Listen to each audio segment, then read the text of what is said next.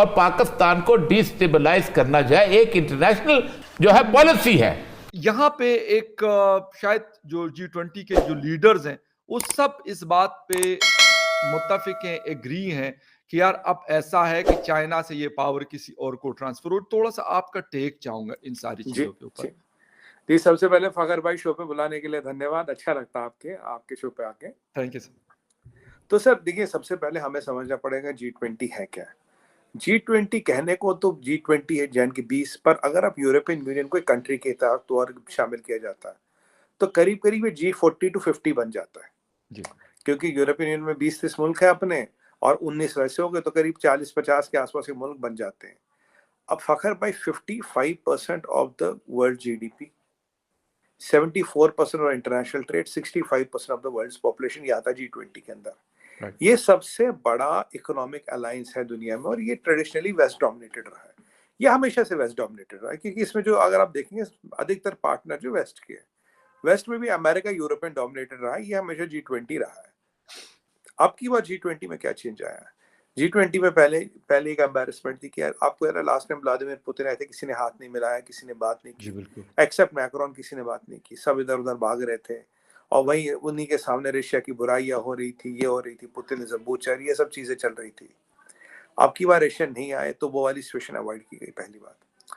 दूसरी बात, अब की बार कोई वो रशिया बैशिंग नहीं हुई, वहां पे थोड़ा बहुत क्रिटिसिज्म हुआ पर रशियन यूक्रेनी वॉर ने एजेंडा हाईजैक नहीं किया, जो सबको उम्मीद थी कि भाई सब दरकिनार हो जाएगा, रशियन यूक्रेनी वॉर वाला हाईजैक एजेंडा, फिर रशिया को गाली गलौज, पुतिन बूचर और हम बहुत अच्छे, हम बहुत शरीफ, ऐसे करके समिट खिंच जाएगा। अब की बार उस चीज को, समिट को डिरेल करने से रोका गया। समिट के जो इकोनॉमिक एजेंडाज थे उन पे बात की गई, जिसके लिए समिट था, जो भी शर्पास ने, जैसे हमारे यहाँ से अमिताभ कांत जी थे जो नीति आयोग के CEO रह चुके, वो शर्पा थे। हर कंट्री के एक शर्पा होता है जो एजेंडा को फाइनलाइज करते हैं। एजेंडा को फाइनलाइज किया गया, सारा चीज चला एज पर एजेंडा, कोई चीज एजेंडा से हटी नहीं, कोई चीज घटी नहीं और रशिया बैशिंग नहीं हुई, रशिया का क्रिटिसिज्म नहीं हुआ और एजेंडा हाईजैक नहीं हुआ। इसी दौरान वो पोलैंड वाला मिसाइलों वाली समस्या भी आ गई, उसको भी मैनेज किया गया। और एंड जॉइंट डिक्लेरेशन अगर आप देखें तो उसमें लिखा है it's era of peace not war. तो एक भारत की स्टैम्प पूरी दिखती है। अब कहते हैं कि अब दुनिया इस चीज को जिसे कहते हैं ना, जब ब्रांड लिया गया है, ये CNN कह रहा है, ये CNN कह रहा है, ना आप कह रहे हैं ना मैं कह रहा हूं, ये सुमित पीर साहब कह रहे हैं ना फखर यूसुफजई कह रहे हैं, बिल्कुल ये कह रहे हैं कि भाई ये इसको मतलब जिसे कहते हैं ना कलेक्टिवली जो G20 के लीडर्स थे उन सब ने इस बात को उठाया, इसको जिसे कहते हैं ना टैग लाइन बनाया। बिल्कुल और फखर भाई देखिए थे कौन वहां पे, अमेरिकनों का इंटरेस्ट था कि रशिया वैशिंग हो, रशियन आते तो कन्फ्रंट्रेशन होता, वहां हुआ नहीं। अच्छा, लोग उम्मीद करते कि मोदी जी और शायद शी जिनपिंग की थोड़ी कन्फ्रंट्रेशन, वो भी नहीं हुई, बस एक सेकंड के लिए वो हाथ मिला और निकल लिया।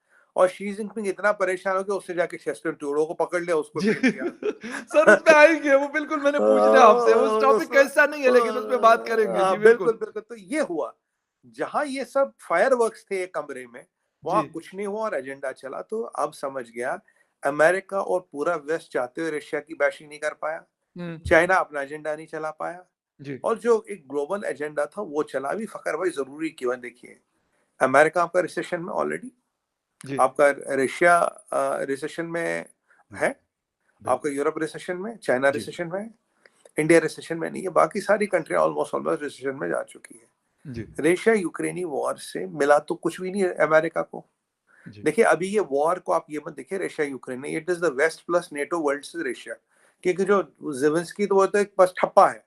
आपने देखा होगा जब वो पोलैंड की मिसाइल की क्रैश हुई, एक वीडियो आया था, वो गिटार बजा के नाच रहा था, वो सोच रहा था चलो लड़ाई होगी और लोग मरेंगे। मतलब ये मैं आपको कह रहा हूँ, यहाँ पे वो गिटार बजा के नाच रहा था, वो दारू पी के गिटार बजा के नाच रहा था, वो खुशियां मना रहा था और उनको कह रहा था आओ लड़ो लड़ो लड़ो लड़ो, चलो सब एक साथ जुड़ो। जबकि एक मीटिंग भी हुई थी पर उस सिचुएशन को कंट्रोल किया गया, क्योंकि देखिए एक मिसफायर था, किसी को इंटेंशनली ऐसी स्थिति में रॉकेट वॉकेट नहीं चलाते, एक मिसफायर था। एक बार इंडिया से भी हुआ था ऐसे, वहां भी मिसफायर हुआ था, एक हो सकता है गड़बड़ हो जाए, बट अब इसको कंट्रोल किया गया। दूसरी बात फगर भाई, अभी जो एलिफेंट इन द रूम है वो सब जान चुके हैं।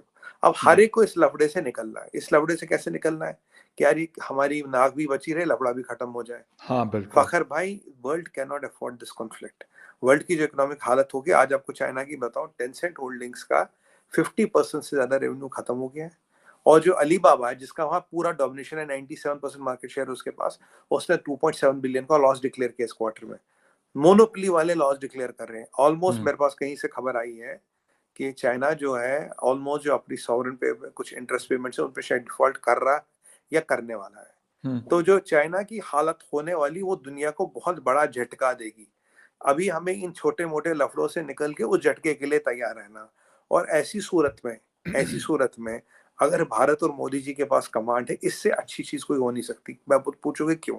मान लीजिए यही कमांड साउथ कोरिया के पास हो, जापान के पास हो या चाइना के पास हो, नहीं तो तब क्या हो?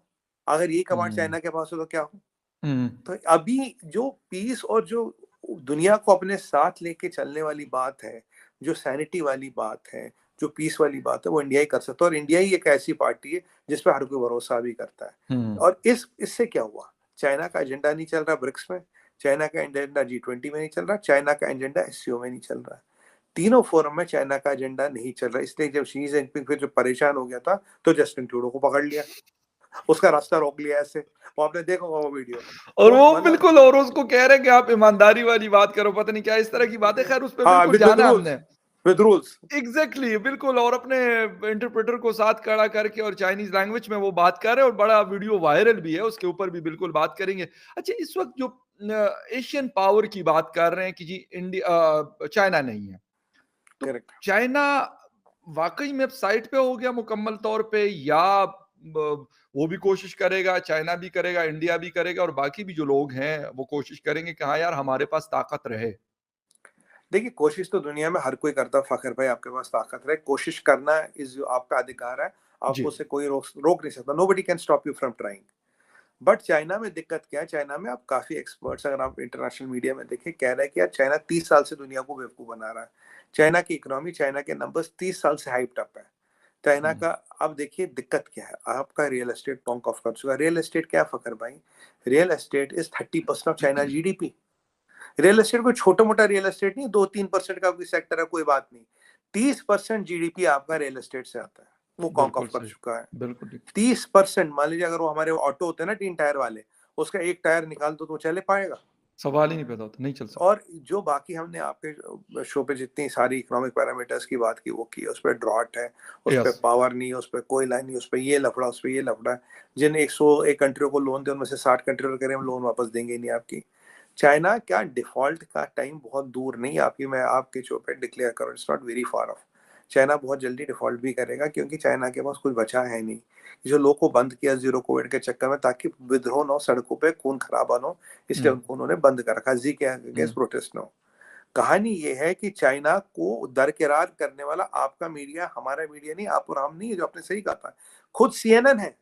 CNN आज चाइना को दरकिरार कर रहा है, राइट ऑफ कर रहा है। और यही आप देखिए, नेशनल स्ट्रेटजी डॉक्यूमेंट में क्या बोला था? There is a power in Asia which China is by Russia is constantly losing its वर्चस्व। और एक पावर है जो तेजी से उभर के आ रही, तब भी इशारा इंडिया की तरफ था। वो जगह इंडिया ले रहा, तब भी इशारा इंडिया की तरफ था।